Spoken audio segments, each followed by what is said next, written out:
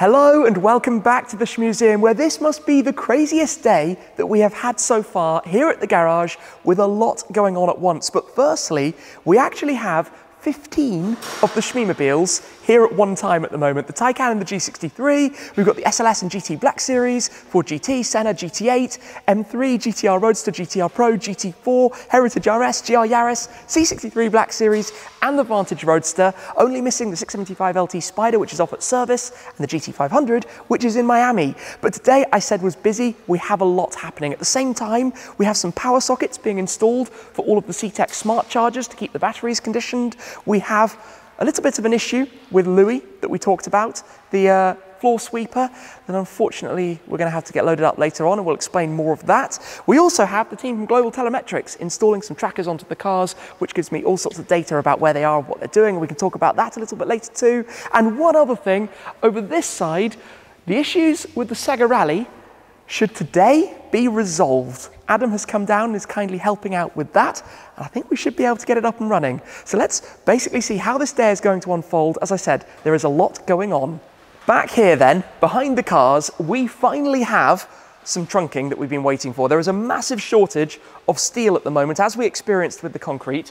Martin is kindly working on the electrical side of things, basically to install a whole set of twin sockets for smart chargers and the sockets as well for the lifts. We'll have 8 bays effectively along here, so that's all going to make life a lot easier with the cars going forward, to be able to keep them all properly charged up and not have any further battery issues. So it's easy obviously to see what's happening down that side with all of the cabling that's being installed back towards the distribution board. On this side, we're still a little bit work in progress, because of course at the moment things are sitting much further out from the wall. We don't have the final layout and design. We've been working a lot on how the mezzanine and the office side of things are going to be going, but we've got a lot of cars all over. We've got the trailer at the back that we're going to need to pull out to go and bring over here to load up Louis, which can't actually move because of the problems with it. And we need to pull some cars forward and move them around a little bit for some updates and installations with the team from Global Telemetrics. Now, all of my cars have the Global Telemetrics system, which is of course for the security, knowing where they are, knowing what they're up to, but also it gives you a lot of data, and it's really cool to be able to see on the app, and I'll show you a little bit of that later on. So we need to install those in the new cars, like the Vantage Roadster, the C63 Black Series, and the GT Black Series, and a couple of other updates as well to go onto the new system. So we're going to be doing that today, as well as the SEGA Rally. There is so much, because that isn't even everything that we've got happening here today at the Shmuseum. You probably remember we talked extensively about this, the SEGA Rally Twin Arcade, memories of childhood from the 1990s, and in particular, the reason I purchased this was owing to the livery on the Toyota Celica, famous Castrol livery, which we effectively replicated on the GR Yaris. So I had this delivered originally to Dub Customs. It was running perfectly, we were having a lot of fun with it, but since then it's been moved around a couple of times, and let's just say it wasn't really properly secured in terms of what's inside the bases of the seats and the computers. So unfortunately that meant the hard drives took some knocks, and they all got a little bit defective, and when we got it here, we couldn't get this up and running. But this is a man cave. It needs an arcade machine. So very kindly, Adam reached out saying that he might know how to get this sorted out, and he's popped down today, and hopefully we're going to be able to get it up and running again and have this back in order as it should be and able to play SEGA Rally. This has been quite the headache with so many things going wrong, but the legend who has helped us is Adam. Thank you so much. No problem. You've basically brought this back from the dead. Yes, it definitely had some challenges. It was not very well. As we can see from the state of these machines, there were a few parts that were a bit faulty, so we've had to replace them. There's some other parts underneath here that also needed some reseating and adjustment. We've completely reinstalled the operating system, reinstalled all the bits on both machines, changed some cables. We should be good to go. I mean, these are old pieces of kit. They've obviously had some updates along the way. They've seen some things throughout their lifetime. Yeah. I would love to know where this will have been. I mean, it must have been, so many people must have played with this. There's definitely been a lot of use in these parts. They all still work, but yes, it's definitely seen some attention, probably some challenging racing. But in theory, it's all now up and running. Indeed, we can just push the button. Push the button. And do you want to do that one? Want to do this one? Let's hit it. Where do we go? There we go. Give that a press. So obviously the seats fold back up, and it's quite interesting how they do this. And in theory, it will all fire into life. But this has been, I mean, it's funny how much it brings back the memories when you play on this kind of thing, when you play on an arcade machine, and it's that era of going out to play games. Your mobile phone didn't do it. I remember I used to going to the arcade and you'd play Street Fighter, you'd play Mortal Kombat, you'd play SEGA Rally, you'd play all the other games that were going on at the time. It's a nice bit of nostalgia. So this should kick straight in. And in a second. Anyone who remembers that classic startup sound of Windows XP? A familiar noise. Come on, boot it. And there's a whole lot of calibration as well. All the things with the pedals, the steering wheel, because we had it that basically when we took delivery of this, one of the machines has a working brake and the other doesn't really, and one of them had the steering wheel a little bit off center. You had to adjust it to go straight. You'd start and end up straight in the barrier. We're Not in. on purpose. We're actually in. How amazing is this? Select course. This is this is up and running. I'll race you, Tim. Like this. Oh wait, view change. This is not your normal. We need to. We'll need to get it. Oh dear. I don't. Yeah. I think I need to be sitting down. Yes, this is not the easiest way to do it. Do you know what? I think we need to save going in the wall. We need to save the fun until we've got the seats folded back. Yes, properly. let's do that. How do you quit it? Can you quit it? Yeah. You just gotta let it run. Okay, you can just turn it off. Yep, that does do that. Well, here we go. Thank you. No problem. Glad I can help. Absolute legend. Save the day. The SEGA Rally lives. We've had a little bit of a shuffle around. Just unplugged the CTEC smart charger from the SLS because we need to open a little bit of space. So Tom has the honours for the cold start. And this thing cold starting in here sounds beyond mental. Oh yes, that is so raw and ridiculous. Now I'm just going to guide him back a little bit. Dead straight back, just so we've got enough room to be able to pull out the GTA.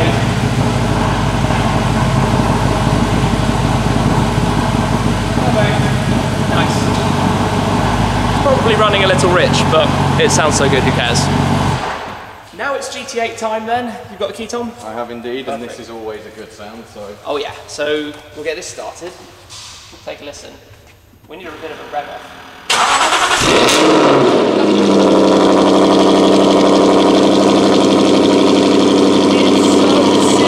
It's so silly. That's a sharper snap. The SLS is rawer.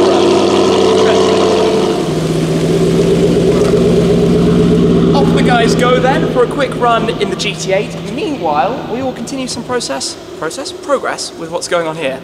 While the guys are out in the GT8, they've actually gone to buy a faster Ethernet cable so that we can have the two computers on the SEGA Rally connected a little bit quicker. But when it comes to this whole place, there has been so much research into things that previously I had no idea about, from floors to walls to lighting to security, alarms, fire detectors, cameras, doors. We'll talk about that in a second as well, to of course what's being installed now, which is how to install the power sockets. Now this might seem like something you just do and that's it, but there are so many different options for the way that you can do it, the type of trunking you can have, the type of power sockets that you can have.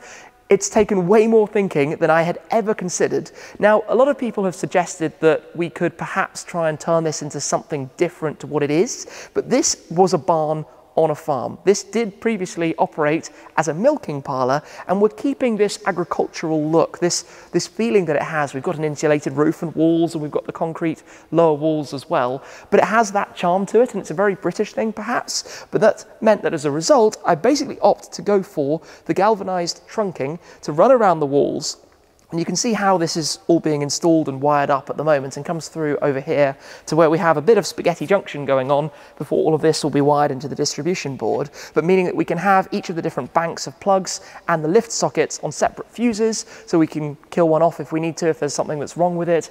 And all of that has needed to be thought about. It doesn't just effectively magically happen. And obviously with the delays to get the steel, that was a complete nightmare in its own right as well. But now that we're starting to see everything coming in and how this is going to look, I'm very pleased with the result. It just takes a fair bit of time, obviously, for all of the cabling. But this is a learning process. This is the evolution of the Shmuseum, and this is what we're bringing you guys along for. I mentioned briefly the doors. It is a big thanks to our partner Latham Steel Security Doors, who kindly provided us both our front door and also, in addition, the fire exit door that we have over in the other corner. But of course, suitable for the purpose, important to have that security. And as well as their branch here in the UK, they've recently opened up over in Australia as well. So if you're over there, be sure to check them out as well. But a big thanks to Latham Steel Security Doors. These are exactly what we needed here at the Shmuseum. The GT8 has returned. Tom can't resist. We'll get this parked up then, inside here, back where it was earlier. It's race time, we're fully up and running now. Everything's here that needs to be here. Desert stage, 2-player, head-to-head. Right. Going manual. You're manual, I'm auto. Oh well. Now I want that view.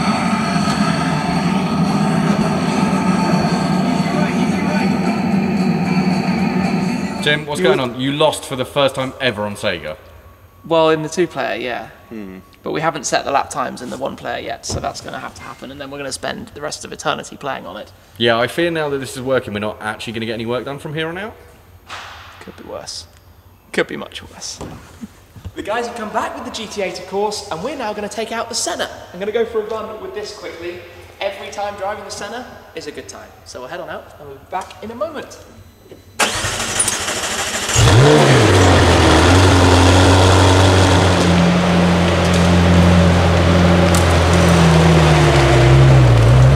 Tim, I've not yet been out in the SLS, and no one's had lunch. That sounds like an excuse to take the SLS Black Series for a run. Doesn't it just? But meanwhile, the Global Telemetrics team have been cracking on with the trackers. We've got those into some of the cars already, like the GT Black Series, for example. This is obviously very important with cars like this to have the right systems for insurance, for safety, for all of those kind of things, and the other benefits which come with them, which I'll show you more of in a bit. We've done a little bit of shuffling as well. We always seem to be shuffling cars and moving them around. But it's SLS time. It's SLS time. I'm going to do this. Let's go. This time I'm going to the right side of the car, the right side being the left side, having yesterday... The correct side. Yes, having yesterday effectively forgotten that it's a left-hand drive car. Easily done. You nearly did it as well. I did. I did stop myself short of getting in, but yes, it was close. We'll take a listen. Let's just get this started.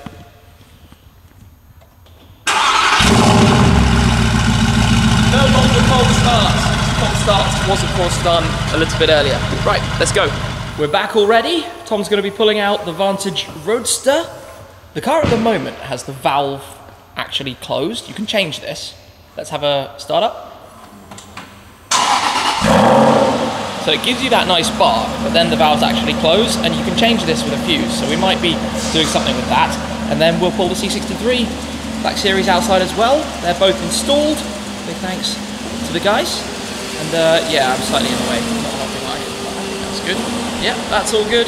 That's all good. Keep the wheel that way. Perfect. Oh, it's so pretty. This car's so nice. Straight on to the next one. Time for the noisy one. Yeah, this will be a little bit louder. I do want to know which of this and the SLS is the loudest. Go for it. It's close. It is. It's very close. This has that like snap, that bark. Yes, I think this is a more aggressive tone. Yeah. But we have a decibel meter now, so Oh, we do. we can find it out. We can measure them. Lots of progress being made here. I think at least the first 4 will line up. Lots of cleaning up to do, of course, as well. Listen to that.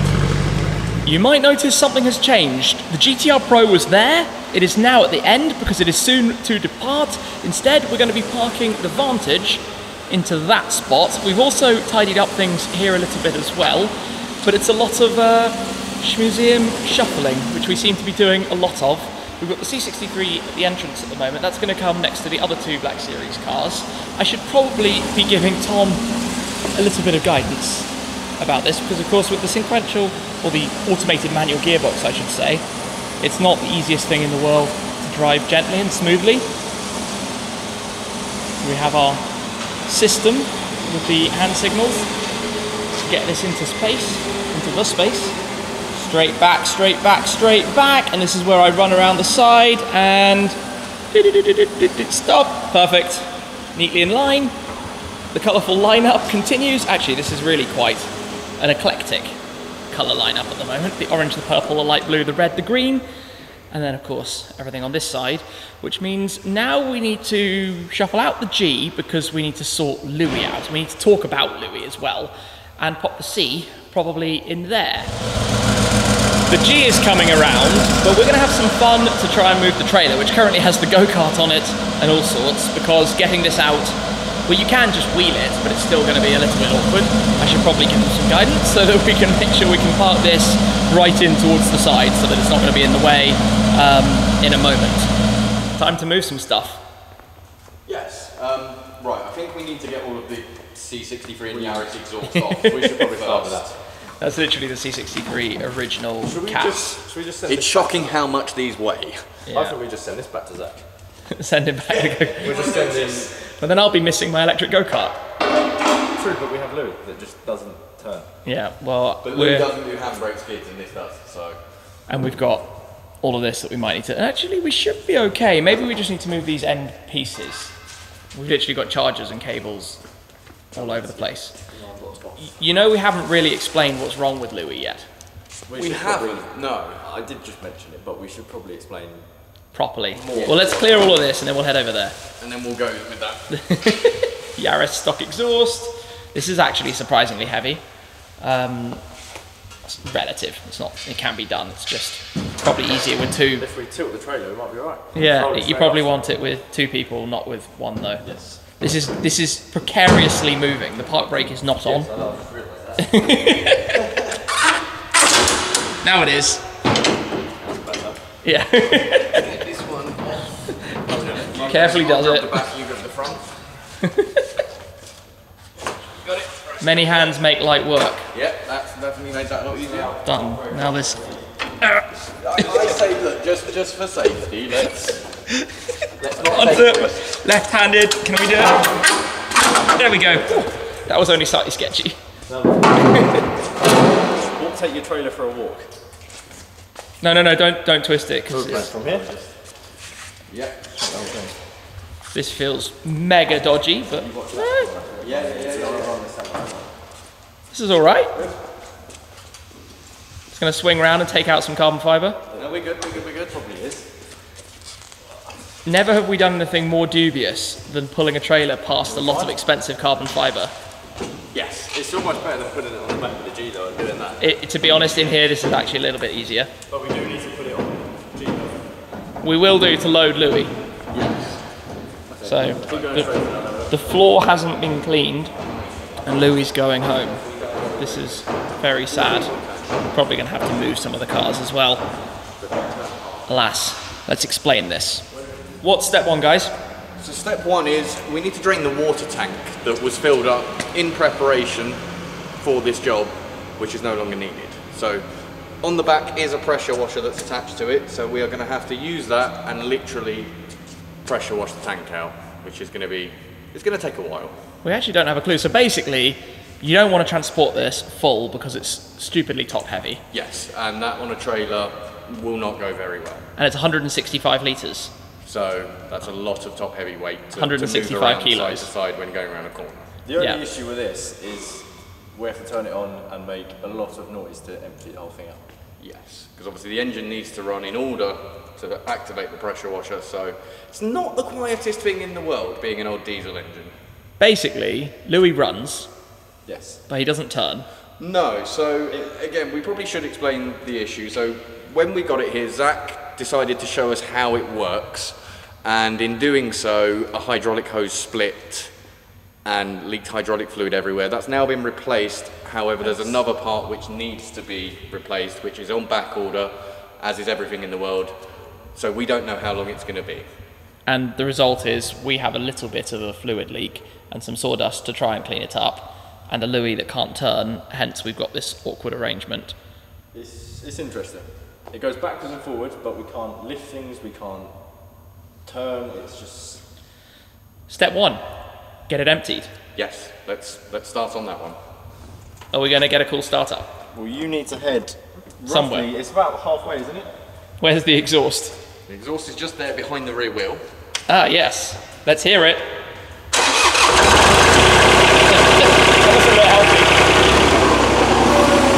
Brad's turned that on. Right, so are we working out here? So out here we are literally going to have to empty about 150 litres into the drain like this. So this is going to take a while. This feels really bad to be doing, but there is literally no other alternative. We've tried everything. I think you turned the revs up. The surprisingly satisfying thing is the cleaning of the floor and actually getting rid of some of the muck and dirt on the concrete. Water out here is filthy because there's still some work to be done. Obviously this is very loud, I apologise for that. We've moved some cars around so that we could have the trailer connected to the G, because obviously you can't load a trailer unless it's got the proper connection to hold it down. So we've got those two currently parked in no man's land, and now it's time to work this out. And this is completely an example of winging it, because we can't lift up the front, we've got some bits of wood, and we've just got to hope this angle is going to work, because we can't steer that thing. So, should we give it a go? Yeah. Let's try this and see what's going to happen. It is again significantly later into the evening, but as you can see, we've made some progress. We now have Louis on the trailer in the middle. It took hours, because after we had worked out how to do it here, and we didn't film because it was going on back and forth for a long time, the issue then was that we had it significantly onto one side. So effectively, we borrowed some of the farm equipment to help lift it, slide it over, strap it down in the middle. It's now back on the trailer and ready to go, which means we've got a complete mess on the floor that we need to clean up, but at least it's here inside, hooked up to the G, not fully properly attached, just inside for the time being. At least that side of things is complete for now, I think we can say. Obviously in here, it's a bit of experimentation still in terms of the amount of space, in terms of the layout, in terms of how many cars we have around. Obviously, we're planning to have the 8 storage cars down that side, room for the G down at the end. These ones, we're working out a little bit more. As there are more cars here, it becomes more possible to try different layouts. I think they need to be rotated a little bit more so that we can fit one more in currently between the C63 Black Series and where the Taycan is, which is kind of the daily, whichever car I've come in with spot. Of course, we have some spots outside, but we're effectively going to use it for that purpose and shuffle where the SEGA Rally is currently still on. We will turn it off, I guess, for the evening. Part of me would love to keep that on all of the time. That's probably going to be a little bit overkill, so we'll probably shut it off, at least for the time being, until we've worked out things in a slightly more permanent way. I'd like to say again, though, a big thanks to Latham, the steel security doors that we have here at the Shmuseum. A big, big, big thanks to them. And also to Global Telemetrics, who came in today. And I've got my phone out just to quickly show you a little bit of this. Of course, I can't show you everything because it shows a live map of where all of the cars are at the moment. But just to give you a quick glimpse, you can see a list of the cars, the current battery statuses. If we load up the LT, for example, you can see a journey that made.